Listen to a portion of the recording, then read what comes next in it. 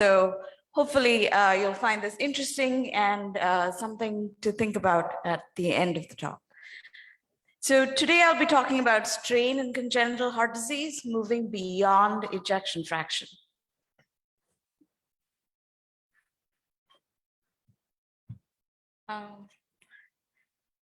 Seems like my slides are messed up, but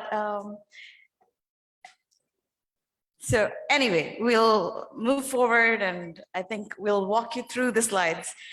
So today we'll be talking about different variations, specifically normal strain, what determines normal strain. We'll talk about right ventricular and left ventricular interactions in congenital heart diseases. We'll talk about single ventricle patients and how strain is affected in single ventricle patients, and we'll make some conclusions based on these images. So what is normal strain and how do we assess generally left ventricular systolic function? I think this is a common thing, all of us are cardiologists and we know how to assess this. There are numerous ways that we assess left ventricular systolic function. Most common technique is M-mode. The second most common technique that is used is a 2D assessment of left ventricular shortening fraction with measurements in the parasternal short axis view. In pediatrics, we tend to use the 5-6 area length for ejection fraction assessment, and this has been recommended by the American Society of Echocardiography as well as the ESC for assessment of ejection fraction. Some labs also use the ellipsoid method for calculation of ejection fraction, and there are many labs who just make a qualitative assessment by just looking at how that LV moves around. What about the right ventricle? Well, most of us just do a qualitative assessment. We just assess the right ventricle and say qualitatively this function looks normal, abnormal, mildly depressed, moderately depressed. And although there are numerous methods that are available, none of them have been shown to be significantly and well associated with MRI-derived right ventricular ejection fraction. To be able to discuss strain, I think it's important to assess how the mature left ventricular myocardium is functioning. And to be able to do that, I'd like to show you some images which describes the myoarchitecture of the left ventricle. So if you look at this particular image on the right-hand side of your screen, the top image demonstrates the subendocardium, which forms a right-sided helical pattern. On the other hand, the subepicardium forms a left-sided helical pattern. And this is a progressive change that occurs in the left ventricular myocardium. Most importantly, in the middle layer consists of circumferential fibers, which are sort of responsible for the squeezing function.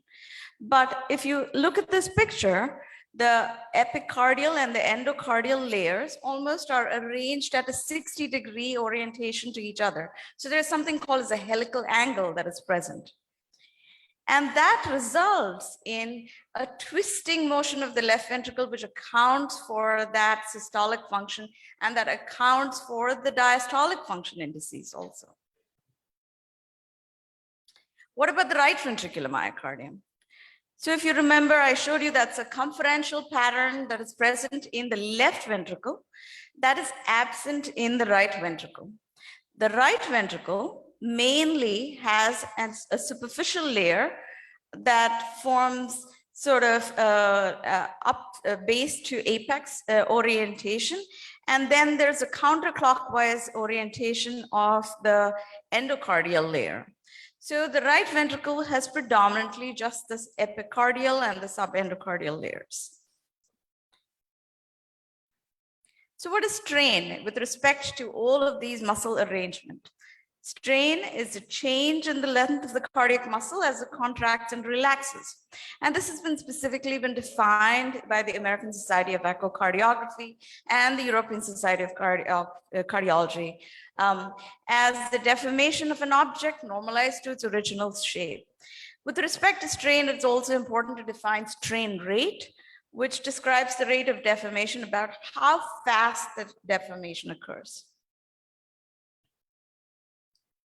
And there are various directions of strain.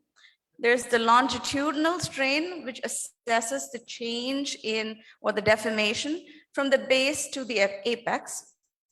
It is a positive number if the apex is moving towards the base. Then there's the radial strain, which sort of occurs at a perpendicular direction to the endocardium. This is also a positive deflection if the ventricle is contracting. And lastly, there's the circumferential strain, which occurs in a tangential direction to the endocardium. What are the factors that might affect strain in any ventricle? There are loading conditions. Mind you, strain is not a load independent, but it's a very load dependent measure. There's a myocardial fiber orientation. There's fibrosis and ischemia, and the contralateral ventricles that may affect strain. So today we are going to speak about congenital heart diseases, and specifically with regards to myocardial fiber orientation and contralateral ventricle. Loading conditions and fibrosis and ischemia would mean that you'd have to invite me for another talk in some time. So we'll talk about that another day. So what are the right ventricle and left ventricular interactions that specifically might affect the ventricular strain patterns in congenital heart diseases?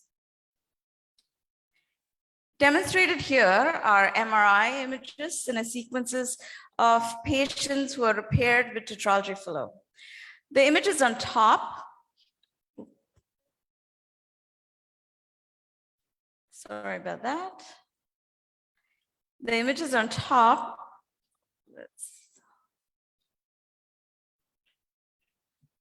are patients with pulmonary valve regurgitation. What you may appreciate is that the right ventricle is very dilated in this same patient.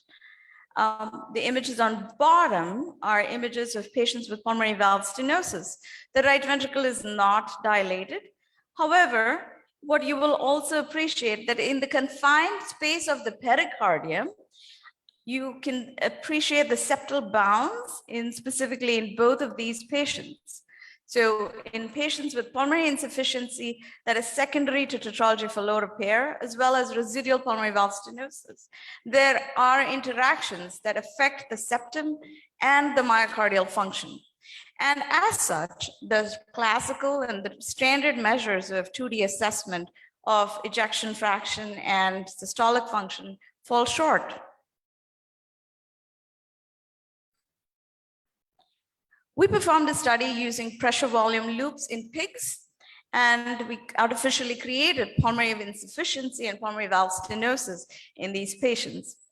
To be able to explain pressure volumes loops, it's basically an assessment of the ventricular flows as a ventricular system, a ventricle contracts and ejects. In this diagram, on the right-hand side, you will see the RV volumes displayed. On the left-hand side, you'll see the LV volumes displayed. The measure in controls are described in green, pulmonary insufficiency is in red, and pulmonary valve stenosis is in blue.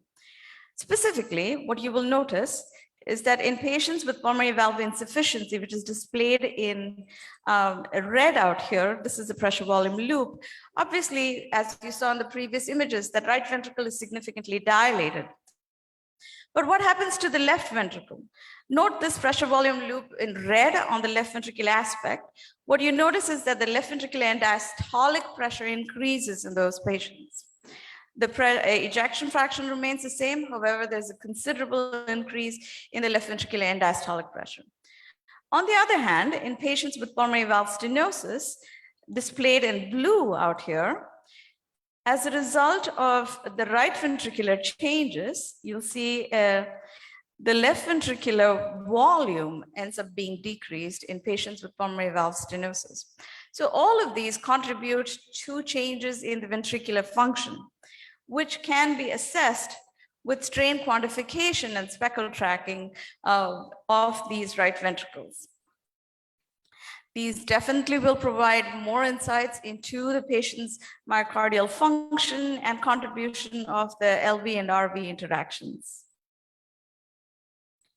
Next, moving on to another disease process which is commonly affected in congenital heart diseases is patients with transposition of great arteries who've undergone the mustard or the Senning operation, and patients with a systemic right ventricle, which is present in L transposition or corrected transposition of great vessels. So in both of these patients, the right ventricle is the ejecting ventricle to their systemic circulation. This particular study elaborately assessed right ventricular systolic function and quantified it in 3 directions: the longitudinal motion, the radial motion, and the anteroposterior motion. And what is seen in patients with the mustard or Senning is that both the anteroposterior and the radial and the longitudinal motions are altered as compared to control patients. Whereas in patients who are corrected transposition, there is not a significant change in ejection fraction. But to be able to assess this, the only way that it can be done further, besides 3D quantification of ejection fraction, would perhaps be with a 3D right ventricular strain assessment. Next, I'd like to talk about single ventricle strain. The single ventricle myocardium is very different from the myocardial architecture that I described to you before. This is a fetal myocardial architecture study that has looked at myocardial arrangements in the fetus. The panel on the top is the normal ventricular myocardium, and the panel at the bottom is complex congenital heart disease. The slide looks very busy, but let's walk through it. So in this particular slide, I think the most important difference that I'd like to demonstrate is this fluorescent green color is the circumferential fiber arrangement that is present in the normal myocardium, and that's the left ventricular myocardium. As compared to that, in the complex congenital heart diseases, that arrangement is pretty much absent or missing. So in general, patients with complex congenital heart diseases starting off from fetal life have abnormal myocardial patterns. And this may not be very easily appreciated to our eye who's untrained, but there is significant myocardial disarray in patients with complex congenital heart diseases. Specifically, in patients with tricuspid atresia, double-ended left ventricle, pulmonary atresia, intact ventricular septum, clearly there's differences in the myocardial arrangements of the 3 layers. This work has been predominantly performed through Bob Anderson's group and Andy Cook's lab in Great Ormond Street. So what are the changes that occur as we operate on these patients? From birth to the bidirectional Glenn, which is typically performed at about 4 to 6 weeks of age. If we look at the strain patterns, the longitudinal strain decreases, the circumference strain remains unchanged, and the longitudinal to circumference strain ratio also decreases. The conventional methods of assessment of ventricular physiology, TAPSE, and right ventricular functional fraction area change either decrease or remain unchanged. And this pattern tries to maintain the ejection fraction despite changes in the RV contractility in patients with the systemic RV. So over time, this systemic right ventricle adapts, and what has been seen in this panel is that the systemic RV adapts and becomes more like an LV. Over time, as these patients are assessed, their circumferential strain becomes the dominant pattern, their contractility looks more like the LV. Is it a mechanical advantage? Does it prevent these patients from going into heart failure? Are there certain patients that don't have this adaptation patterns that are likely to go into heart failure? At the present time, we don't know. And specifically in that respect, ventricular morphology becomes important. You may have a systemic right ventricle, or you may have a systemic left ventricle. And lots of studies actually, including the PHN Fontan study, has demonstrated that having a systemic left ventricle gives an advantage in terms of outcomes in these patients. And perhaps that is related to their myocardial architectural patterns. We looked at longitudinal strain patterns in single right ventricles and single left ventricles. And we noted that early on, there's not significant change. But as these patients get older, clearly post-Fontan, once these patients are beyond 3 and 4 years of age, clearly there's a decrease in the right ventricular longitudinal strain pattern.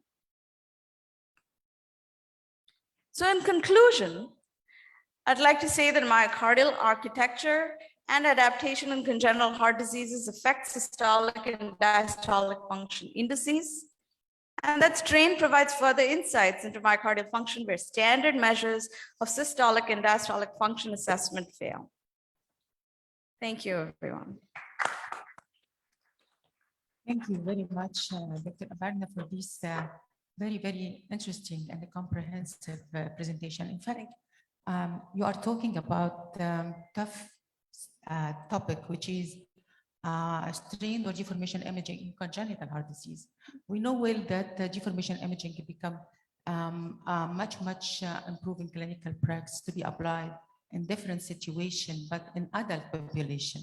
But being applied in complex congenital heart disease is very interesting, especially there is no fixed or constant pattern we can follow. It's different depending upon many factors like the structure, if it is simple, if it is complex, if there is shunt, if this is one directional or monodirectional shunt, it will affect the deformation pattern. But additionally, like you just mentioned, and important to note about the right ventricular deformation in congenital heart disease. We know well that initial stages of left ventricular dysfunction seen in longitudinal deformation, but it is usually compensated with a circumferential function for a time. And after a while, become also impaired, so patients start to develop overt heart failure. What will happen if the issue in the right ventricle dysfunction, if there is no circumferential fiber like you just mentioned, so how the right ventricle compensate itself for a time? What is the compensatory mechanism in this situation? Thank you for that question. I'd like to answer it in two separate sort of comments. First, to answer, talk about your first comment about assessment of strain and complex congenital heart diseases. I think the value is, and most labs actually don't do strain on a regular basis as a part of routine practice. But the value of strain specifically is in serial assessments to assess the change in the function as time goes on. Because a one-time assessment really does not provide much information unless it is very, very abnormal. And by the time it is very abnormal, you've actually already appreciated changes in systolic and systolic function, shortening fraction, ejection fraction, all of those indices. So the value is in being able to assess it sooner. So that's the first part of the assessment.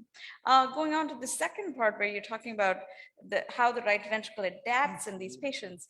And I think it depends on what the primary or the sequelae of the right ventricle is seeing. Like I demonstrated one of the MRI sequences, whether it's pulmonary insufficiency or pulmonary valve stenosis, the adaptation is very different in both of those.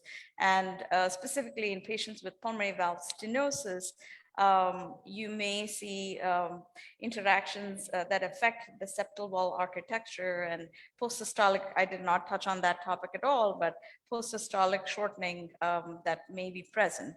However, eventually, at some point in time, all of these ventricles do give way. And unfortunately, I don't think there is any pattern that predicts for sure as to which is the ventricle that is failing unless you intervene and try to fix the primary problem, either pulmonary valve insufficiency or stenosis.